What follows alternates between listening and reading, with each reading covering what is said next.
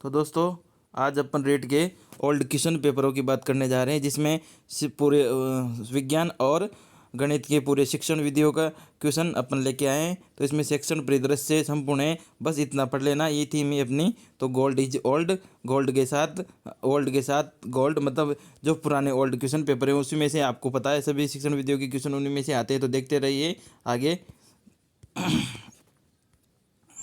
देखिए first question है आपके लिए, संख्या ज्ञान संरचना उपागम के चरणों का सही क्रम चुनिए। तो ज्ञान स उपागम चरणों का सही क्रम हो जाएगा आपके लिए, कौन सा हो जाएगा? दूसरा, अवलोकन, परिकल्पना करना, परिकल्पना, फ्रिक्शन और विश्लेषण। किसी भी विषय वस्तु का पहले तो अपन अवलोकन करते हैं, फिर उसकी परिकल्पना करते हैं ना, परिकल्पना करते हैं, फिर परिकल्पना का फ्रिक्शन करते हैं, फिर विश्लेषण तो करते हैं। तो ये क्रम ध्यान रखना, अवलोकन, परिकल्पना, परिकल्पना, फ्रिक्शन और विश्लेषण। अगला क्वेश्चन देखिए, दूसरा क्वेश्चन है, अन्वेषण उपागम का मुख्य बिंदु कौन सा है? तो अन्वेषण उपागम का मुख्य बिंदु कौन सा है, हम कैसे जानते हैं? अन्वेषण यानी होता है खोज, अन्वेषण यानी होता है क्या? खोज। तो खोज को अपन कैसे जब जान सकते हैं, जैसे हम कैसे जानते हैं ना। अगला क्वेश्चन है, तीसरा क्वेश्चन है अगला, तीसरे नंबर का क्वेश्चन है अगला। तो देखते हैं तीसरे नंबर का क्वेश्चन, अन्वेषण उपागम से संबंधित कथनों में कौन सा सही कथन है? तो इसका उपयोग विभिन्न शिक्षकों द्वारा विद्यार्थियों में अन्वेषण कौशलों, अवलोचनात्मक और समस्या समाधान कौशलों तथा अन्वेषी अभिवृत्ति के विकास हेतु किया जाता है। तो फर्स्ट है ये, और सेकंड देखना,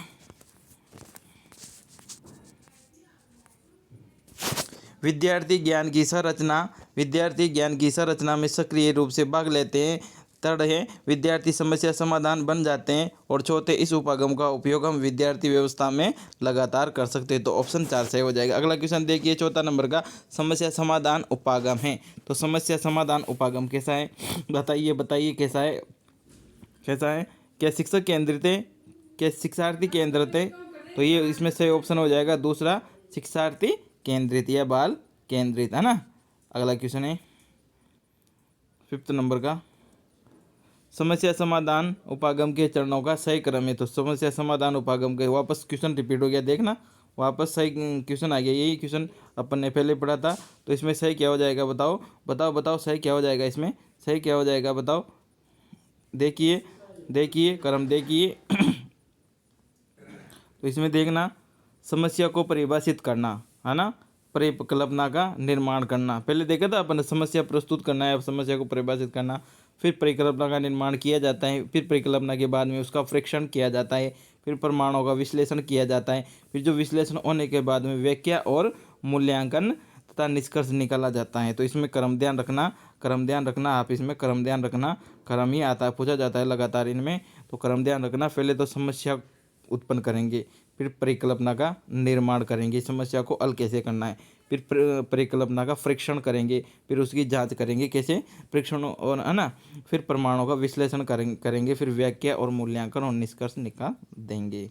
अगला क्वेश्चन देखिए, किस उपागम में शिक्षार्थी एक सामान्य लक्ष्य की प्राप्ति हेतु शिक्षक के मार्गदर्शन में छोटे समूह में एक साथ कार्य करते हैं? तो इसमें सही ऑप्शन हो जाएगा सहयोगी अधिगम उपागम, है ना। अगला क्वेश्चन है, कोल्बे के अनुसार खाली स्थान है, द्वारा सीखना एक चक्रीय प्रक्रिया है। तो रिक्त स्थान में क्या शब्द आएगा? इसमें क्या शब्द है? कोल्बे के अनुसार अनुभव, है ना, अनुभव द्वारा सीखना एक चक्रीय प्रक्रिया है। तो इसमें शब्द जमा के भी देख सकते हो आप, अनुभव द्वारा सीखना एक चक्रीय प्रक्रिया है कोल्बे के अनुसार। अगला क्वेश्चन है, अनुभव अधिगम उपागम में कितने चरण होते हैं? तो बताइए कितने चरण होते हैं? 4 चरण। अनुभव अधिगम उपागम में 4 चरण होते हैं। अगला क्वेश्चन है 9 नंबर का, निम्नलिखित में से कौन सा अधिगम उपागम उसुबेल के अर्थपूर्ण शाब्दिक अधिगम सिद्धांत पर आधारित है? तो कौन सा है? अवधारणा मानचित्र सिद्धांत। जो इस अधिगम उपागम उसुबेल के अर्थपूर्ण शाब्दिक अधिगम सिद्धांत पर, अवधारणा सिद्धांत आधारित है। तो अगला क्वेश्चन है, निम्नलिखित में से किस मनोवैज्ञानिक ने आगमनात्मक आगमनात्मक अधिगम को प्रोत्साहित किया था? तो ये सेकंड ग्रेड 2016 में पूछा हुआ क्वेश्चन है, सेकंड ग्रेड 2016 में पूछा हुआ क्वेश्चन है, वापस रिपीट हो सकता है। तो इसमें पूछ रहा है क्वेश्चन कि आगमनात्मक अधिगम को प्रोत्साहित किसने किया? तो आगमनात्मक अधिगम को किसने बताया था, बताइए। तो ये बताया था जे.एस. ब्रूनर। तो इसमें सही ऑप्शन हो जाएगा बी, जे.एस. ब्रूनर, है ना, जे.एस. ब्रूनर। अगला क्वेश्चन है साथियों कि निम्नलिखित में से कौन सी विज्ञान शिक्षण में निर्मितवाद उपागम की सर्वाधिक उपयुक्त विशेषताएं हैं? तो इसमें सही ऑप्शन, ये सेकंड ग्रेड का एजुकेशन विशिष्ट शिक्षा अध्यापक सेकंड ग्रेड में आया हुआ क्वेश्चन है 2019 में, है ना। तो इसमें आपके लिए अच्छे अच्छे पैटर्न के आधार पर क्वेश्चन लाए जाएंगे। और ये तो जो चल रहे हैं जो विज्ञान के, और अगले क्वेश्चन गणित के और विज्ञान के दोनों मिक्स क्वेश्चन है इसमें, तो अंत तक देखते रहना है। और इसमें मुख्य मुख्य परिभाषा भी दी गई है, जो आप देखोगे कि वास्तव में एक परिभाषा बार बार पूछी जाती है ना। तो इसमें सही ऑप्शन हो जाएगा आपके लिए विद्यार्थियों को अनुभवात्मक अधिगम उपलब्ध करवाना, है ना। अगला क्वेश्चन है,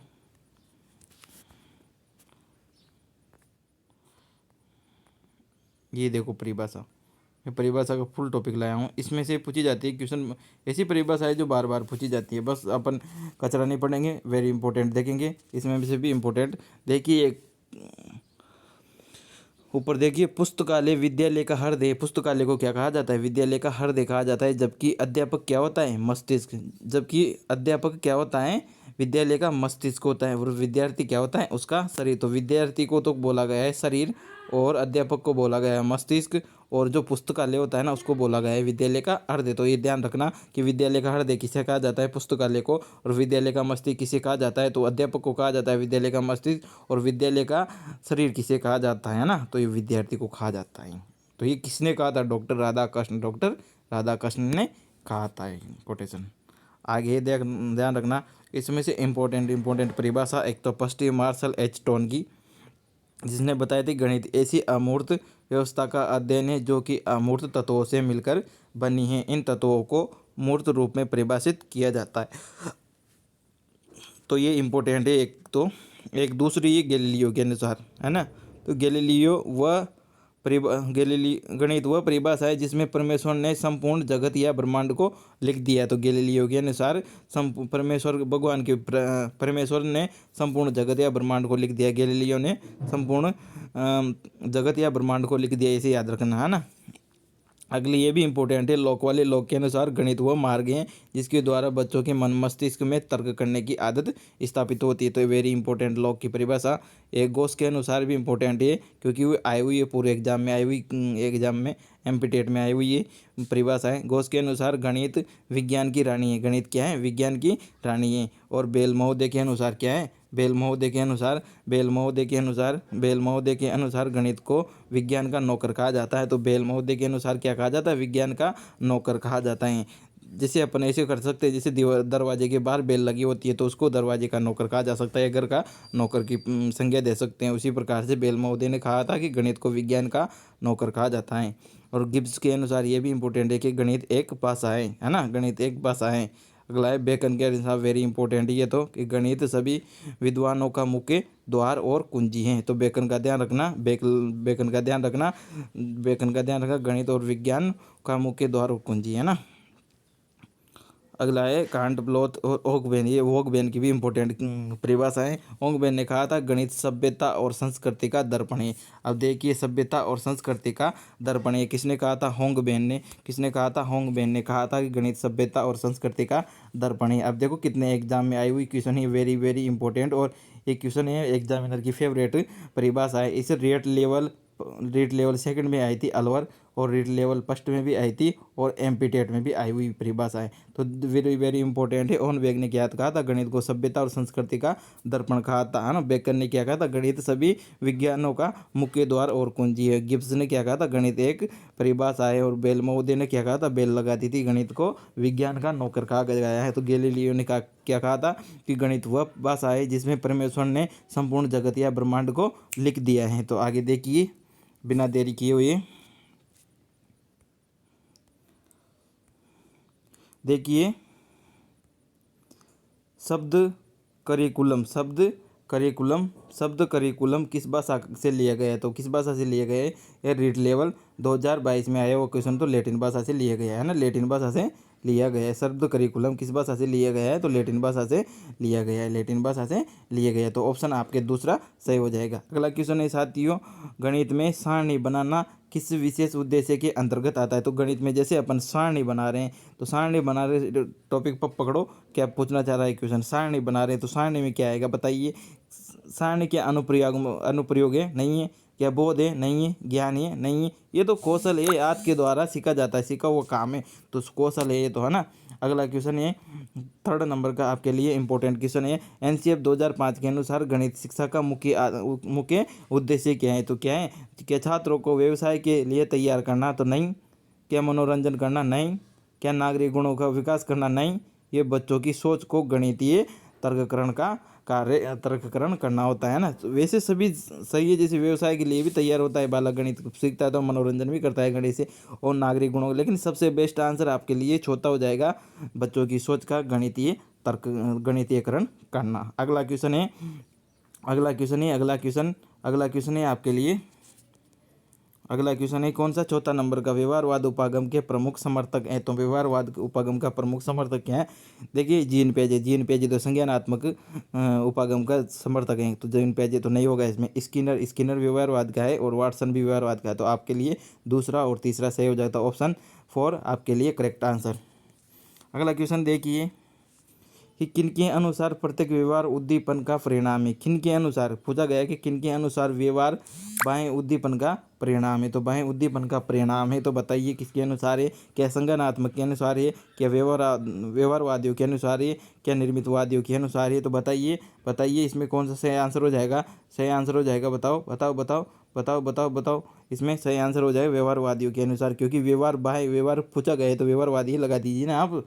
अगला क्वेश्चन है 6 नंबर का, किस उपागम के अनुसार अधिगम आंतरिक संज्ञानात्मक गतिविधि के रूप में होता है? तो आंतरिक संज्ञानात्मक गतिविधि के रूप में होता है, तो इसमें क्या ऑप्शन क्या हो जाएगा? रचनावादी उपागम। अब अगला क्वेश्चन है 7वां नंबर का कि प्रथम रचनावादी माने जाते हैं। प्रथम रचनावादी कौन थे बताइए? प्याजे थे, है ना, प्याजे थे। अगला क्वेश्चन देखिए संश्लेषणात्मक उपागम के संबंध में सत्य कथन है। तो संश्लेषणात्मक उपागम क्या है? ये संश्लेषण में 2 या अधिक इकाइयों का मिलान होता है, तो सत्य मिलान होता है, सही है बात है। इस उपागम में हम ज्ञात से अज्ञात की ओर तथा परिकल्पना से निष्कर्ष की ओर अग्रसर होते हैं, तो सत्य बात है, सही है।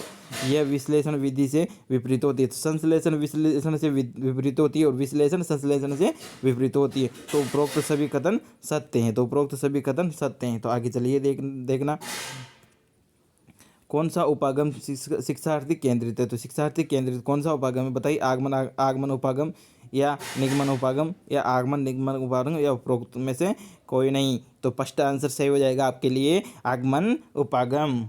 अगला क्वेश्चन देखिए, अगला क्वेश्चन है निगमन उपागम के संबंध में सत्य कथन नहीं है, तो नहीं है पूछा है, तो ध्यान रखना नहीं है। कैसे नहीं है देखना, यह बाल केंद्रित उपागम है। निगमन बाल केंद्रित उपागम नहीं होता है, ये शिक्षक केंद्रित उपागम होता है, क्योंकि निगमन में नियमों का बच्चों को नियम बताए जाते हैं डायरेक्टली, है ना, तो उसमें बाल केंद्रित नहीं हुई, उसमें शिक्षक केंद्रित हो, क्योंकि शिक्षक के द्वारा व्याख्या की जाती है ना।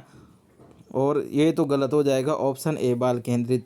और इसमें स्मृति पर ज़्यादा जोर पड़ता है, तो ये तो सही है, ज़्यादा जोर पड़ता है। अधिगम तर्क की प्रक्रिया सामान्य सिद्धांतों से विशिष्ट तथ्यों की ओर होती है, सही है, ये सत्यात्मक विधि है, तो ये भी सही है। तो इसमें ऑप्शन राइट हो जाएगा आपके लिए ए बाल केंद्रित उपागम है, तो निगमनात्मक बाल केंद्रित नहीं होता है, ये शिक्षक केंद्रित होता है।